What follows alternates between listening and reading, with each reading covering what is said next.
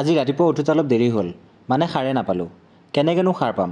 যিহে সপোন দেখিছোঁ। মোৰ ভিডিঅ' চাই চাই আপি তিৰিমাখা লাইন ধৰছি। তিৰিমখাইতো চলি পৰি লৈ আহিছি। বোলে হানি মই তোমালৈ আহিলোঁ, ৰাখি থোৱা মোক। তিৰিমাখাটো ডাইৰেক্ট ৰিজেক্ট। ভাবিলোঁ যিমান অবিবাহিতা গাভৰু আছে চবকে চান্স দিওঁ। বোলো যোনে মোৰ পচন্দৰ ভেজ থালি এখন উপহাৰ দিব তেওঁৱে হ'ব মোৰ অৰ্ধাংগিনী। কথামতেই কাম, চবেই ৰেডি কৰিলে আৰু মোক টেষ্ট কৰিব দিলে। প্ৰথম থালিখনেই ডাইৰেক্ট ৰিজেক্ট। তিতা কেৰেলা ভাজি দেখিছোঁ। দ্বিতীয়খনো ৰিজেক্ট, কুন্দুলি পিটিকা। তৃতীয়খনো ঠিকেই আছিল, কিন্তু ঘপককৈ ছাইডত দেখিলোঁ বগেনভেলিয়া পকৰি। সোৱাদ লওঁতে লওঁতে সাৰে পাই গ'লোঁ।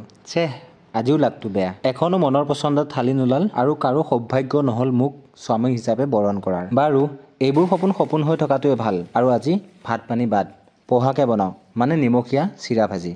প্ৰথমে চিৰাখিনি ভালকৈ ধুই লৈছোঁ আৰু এহাতে পাতি দিছোঁ অলপমান লাল চাহ আৰু এহাতে পাতি দিছোঁ মোৰ দামী পেনখন। তাতে প্ৰথমতে কেইটামান বাদাম ভাজি ল'ম আৰু এহাতে দিছোঁ ইম্পৰ্টেড কেইটামান লং আৰু অলপমান চাহপাত। বাদামকেইটাক অলপমান নচুৱাই দিলোঁ। এইফালে লাল চাহ হৈ গৈছে আৰু বাদামখিনিও ভাজি হৈছে, ঠাণ্ডা হ'বলৈ দিছোঁ। এতিয়া পাতি দিলোঁ মোৰ বগী কেৰাহীজনী আৰু কেৰাহী গৰম হোৱালৈকে ভাবিলোঁ মই চাহকাপ গিলি লওঁ। কেৰাহী গৰম হোৱাৰ লগে লগে খাটি সৰিয়হৰ তেল দিছোঁ। তেল গৰম হোৱাৰ লগে লগে কেইটামান ক'লা সৰিয়হ দিছোঁ, অলপমান নৰসিংহ পাত আৰু শুকান জলকীয়া। এতিয়া কাটি থৈ দিয়া পিঁয়াজখিনিও দি অলপ সময় ভাজিবলৈ দিম। যিহেতু ৰুমত কেঁচা জলকীয়া নাছিল সেই হেতুকে অলপমান ভোট জলকীয়া কাটি দিছোঁ আৰু অলপমান পিঁয়াজখিনি ভাজা হোৱাৰ পিছতে ধুই ৰখা চিৰাখিনি দি ভালকৈ লৰাই দিছোঁ। আৰু এইফালে অকণমান খাটি গৰুৰ গাখীৰ গৰম হ'বলৈ দিছোঁ, যাতে আজি ব্ৰেকফাষ্টটো অলপমান হেল্ডি হয়। এতিয়া চিৰাখিনিত অলপমান হালধি আৰু পৰিমাণ মতে নিমখ ব্যৱহাৰ কৰিছোঁ আৰু ভাজি ৰখা বাদামখিনি আধা বাকলি গুচাই দি দিছোঁ আৰু ভালকৈ ইলুটি শিলুটিকৈ লৰাই দিছোঁ।